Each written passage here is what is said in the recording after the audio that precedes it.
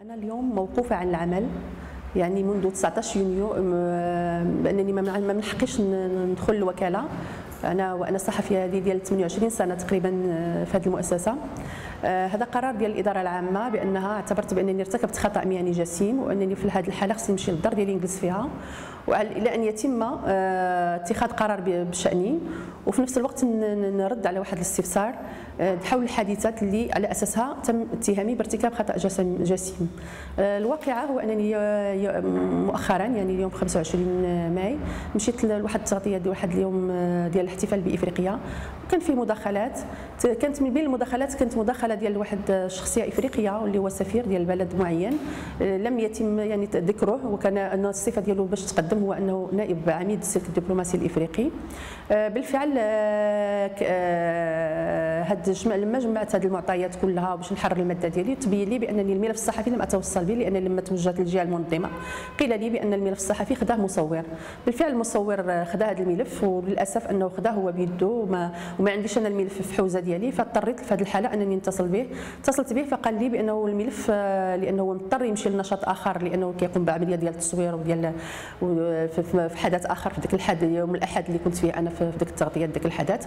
فقلت له بانني الملف فين كاين؟ قال لي هود راه خديته في الطابق الثاني، راه تاخذ تسلمي الملف. سلمت الملف بالفعل وطلعت نحرر الماده، لكن للاسف كنت تفاجئ بانني لما وصلت للكلمه ديال الافريقي بانه لم يذكر في الكلمه ديالو اللي هو فقط تكلم كافريقي، انه تكلم باسم جميع الافارقه كم نائب عميد السلك الدبلوماسي الافريقي. فانا بالنسبه للدقه، حتى كيقولوا حنا الزياده في العلم، حنا الدقه ديال الوكاله وهذا الشغل داخل الوكاله كنشتغلوا بواحد الدقه متناهيه، انه لا يعقل انني ندوزو كنائب عميد السلك الدبلوماسي وما عنديش نشير الاسم ديالو. في هذه الحاله هذه حاولت نرجع للملف باش نتبين منه واش ممكن انني نوجد داخل البرنامج ديال الحدث واش كاين فيه هذه السميه ديالو او الصفه ديال البلد ديالو. للاسف ما تبينتلاش، ما وجدتهاش. في ذيك اللحظه اللي كان هو قدامي ذاك الصحفي ذاك المصور كان عنده البرنامج بيدو، انا شفته بعيني. ذاك البرنامج كان دارو في الحقيبه ديالو، قلت له انك خصك تحطوه في الملف الصحفي، تنزلوه في الملف الصحفي. للاسف ان الصحفي لما مشى ربما ليس قصدا، ولكن انه ذاك البرنامج حملوه معاه في الحقيبه ديالو. فاتصلت به، لان بحكم ان صادف يوم احد اتصلت بديك المؤسسه صح الجهه المنظمه للحدث، لكن للاسف انها لم يكن هناك من رد، لان كان يوم احد وبالتالي المؤسسات كلها مشتغله، كلها يعني مغلوقه. فاضطريت ان بالنسبه المصدر الوحيد بالنسبه لي هو هذاك المصور اللي خدا الملف الصحفي. لما خديته على الخط قال لي بيسمح له بانه البرنامج خلاه في المحفظه ديالو، وانه الان في حدث اخر لانه مشى تنقل. فقلت له ان الشخصيه الافريقيه اللي كانت تما ما عرفاش شكون هي، شنو الاسم ديالو وشنو البلد، يعني البلد من غير انه كان نائب عميد دبلوماسي، شنو هو البلد اللي كيمثل. فاكد لي، وكان صبح عندي هو المصدر الوحيد اللي كان ممثل، وهذا الشيء في حضور رئيس التحرير الوطني، في حضور زميل الصحفي، في حضور رئيس التحرير مسؤول عن الديمومه. هذو كلهم تابعوا معايا الحدث وتابعوا معايا الاتصالات، وانا حتى السادسه مساء عاد خرجت من العمل ديالي بعد ما استغرقت تقريبا ساعه وانا كنتصل بهذاك المصور لكي يعطيني شي حاجه، شي حل باش نوصل للصفه ديال الاسم ديال هذاك الدبلوماسي. فاكد لي بانه هو من مالي، وبانه هو متاكد لانه خداو معاه حديث او ما شابه ذلك.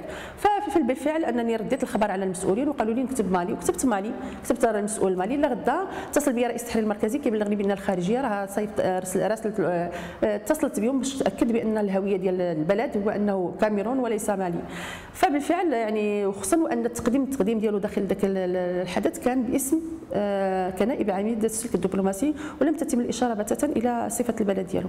على اي كل ما هو عنده هذا الخطا، ليس هناك خطا، لا اتحمل اي خطا من الناحيه ديال الماديه، لانني انا ليست لي عندي اي بيس جوستيفيكاتيف ديال اللي يمكن لي نبين بها شكون البلد ديال هذه الشخصيه.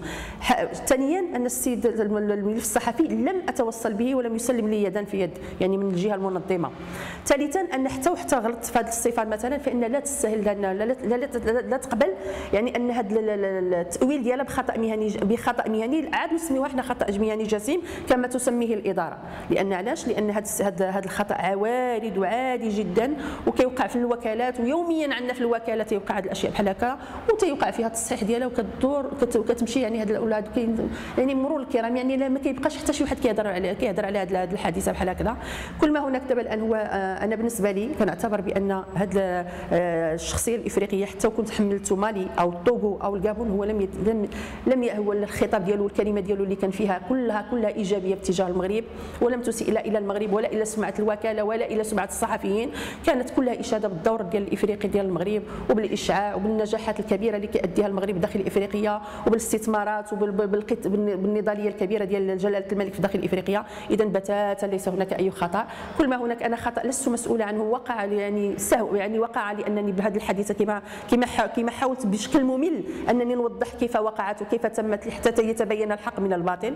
انا اليوم احاسب وتصفى معي حسابات شخصيه فقط لمواقف النقابيه داخل المؤسسه، واللي هي طبيعيه وعاديه في سياق بلد، حنا بلد ديمقراطي وحنا بلد حقوقي وعندنا دستور، سقف دستور جد مرتفع وكيسمح لي انني نمارس الحق النقابي بكل اريحيه، وانا في هنا ما يمكنش ان نتحاسب واليوم اعاقب بمواقف النقابيه والكل يعلم ذلك.